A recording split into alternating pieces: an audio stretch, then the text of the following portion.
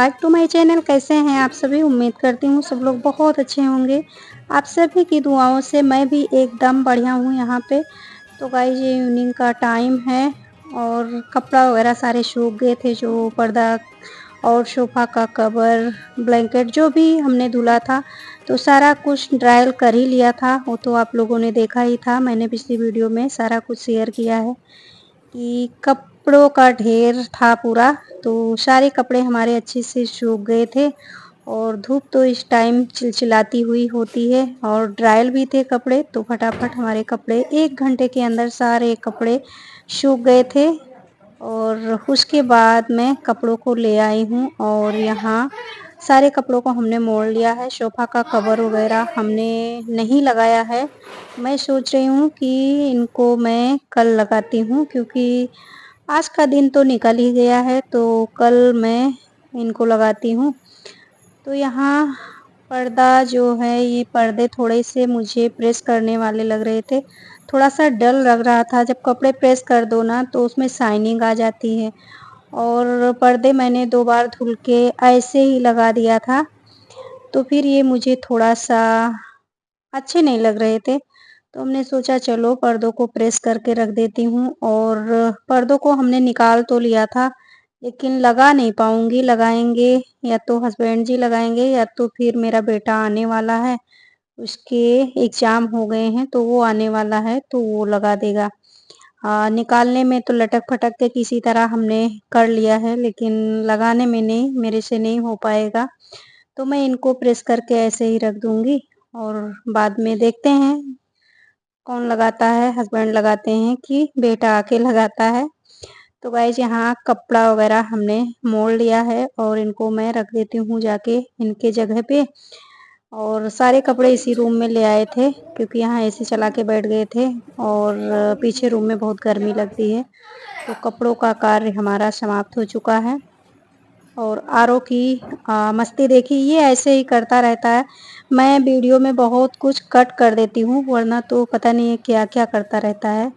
तो गाइस यहाँ एक ब्लैंकेट मेरा फालतू था।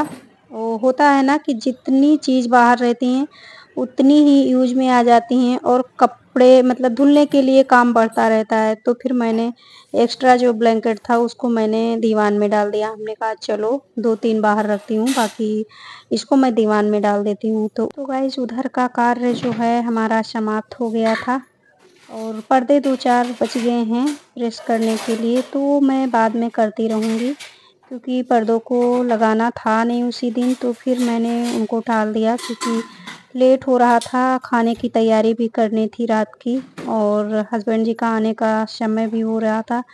तो फिर इसीलिए 2-4 पर्दे जो बच गए हैं उनको मैं बाद में कर लूँगी। बाकी के पर्दों को हमने प्रेस करके रख दिया है, सोफ़ा का कवर मोड़ के रख दिया है, ब्लैंकेट वगैरह जो भी कपड़े थे सारे कुछ मोड़ दिए हैं।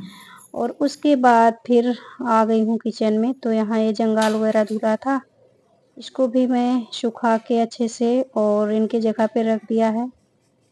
और इसके बाद मैं लग गई हूँ रात के खाने की तैयारी में। तो गाइस यहाँ पे एक लौकी ले लिया है, लौकी हस्बैंड जी लाए थे। तो आरओ की इच्छा थी लौकी की पूड़ी बनाओ, एक दिन हमने बनाया था तो हस्बैंड जी को भी पसंद आया और आरओ को भी काफ़ी पसंद आया। हालांकि मेरे पास पूरा सामान नहीं था, लेकिन फिर भी सभी को पसंद आया।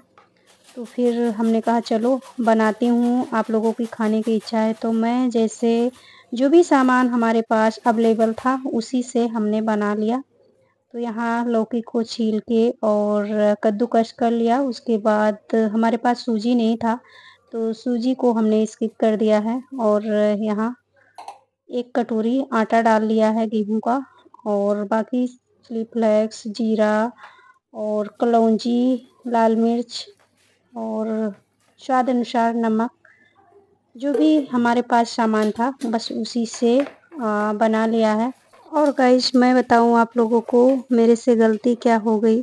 लौकी एकदम बढ़िया फ्रेश थी, तो फिर उसमें पानी ज़्यादा निकल रहा था, तो मेरे को पानी थोड़ा-सा निचोड़ देना चाहिए था, इसीलिए हमारा आटा थोड़ा-सा ज़्यादा ही सॉफ्ट हो गया था।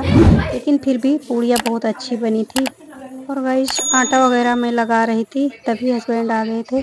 तो हस्बैंड जी बूंदी लेकर आए थे रायता के लिए, तो इधर मैं रायता भी बना लेती हूँ। और आलू की सब्ज़ी, सिंपल आलू की सब्ज़ी बनाएंगे। आरव की इच्छा थी कि सिर्फ आलू की सब्ज़ी भुर्जी बनाओ। हमारे यहाँ जैसे आलू की सब्ज़ी हल्का मसाला डाल के बनाते हैं, तो उसको आलू की भुर्जी बोलते हैं। तो फिर आरव की इच्छा थी, तो हस्बैंड जी बोले कि ठीक है, जो इच्छा है उसकी वही बना दो। वैसे तो हस्बैंड जी को आलू वगैरह नुकसान करता है, लेकिन कभी-कभी खा लेते हैं। तो ये वीडियो है फादर्स डे वाले दिन की। तो मैं बोल रही थी आरव से कि आज तो सब कुछ पापा के मनपसंद बनना चाहिए। और बच्चों ने मिलके थोड़ा बहुत सरप्राइज़ भी प्लान किया।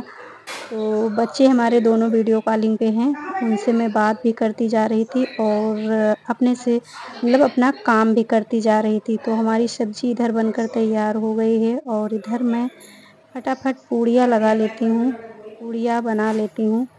तो यहाँ थोड़ा-सा किचन साफ-सूफ कर लेती हूँ, क्योंकि काम करती रहती हूँ, बीच-बीच में मैं किचन को ऐसे झाड़ती-पोंछती रहती हूँ, क्योंकि गंदी हो जाती है तो फिर काम करने में मज़ा नहीं आता। किचन साफ-सुथरा रहती है तो काम करना अच्छा लगता है।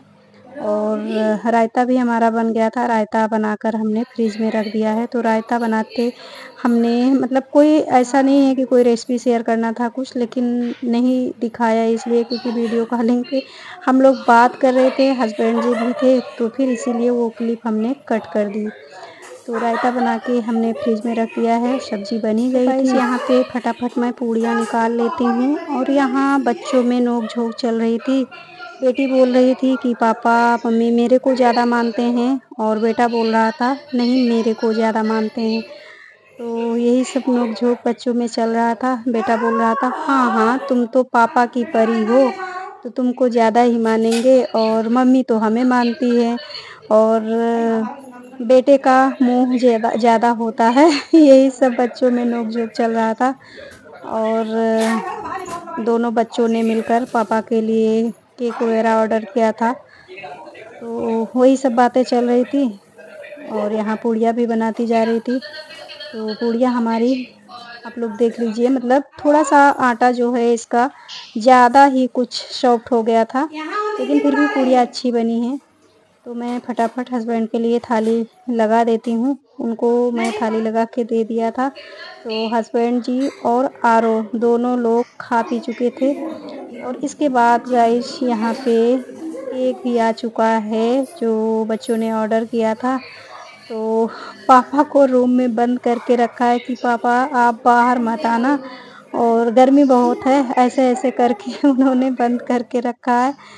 और मैंने भी बोल दिया कि ठीक है मत आना बाहर, बच्चे पता नहीं क्यों मना कर रहे हैं, मेरे को नहीं पता।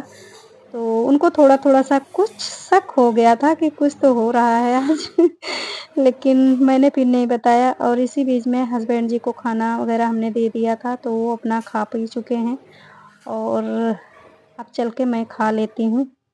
और इसके बाद गाइस जो है यहाँ खाना-पीना होने के बाद यहाँ केक कटने जा रहा है। तो वो तो मैं नहीं शूट कर पाऊँगी, क्योंकि हस्बैंड जी कट करेंगे, वो आते नहीं ब्लॉग में। तो बस इस वीडियो का यहीं पे समापन करती हूँ। मिलती हूँ एक नई वीडियो में नई उम्मीद के साथ। और गाइस आरव मेरे से बोल रहा था जाके पापा की आँखें बंद कर लो, फिर मैं लेके आऊँगा। तो बस बाय।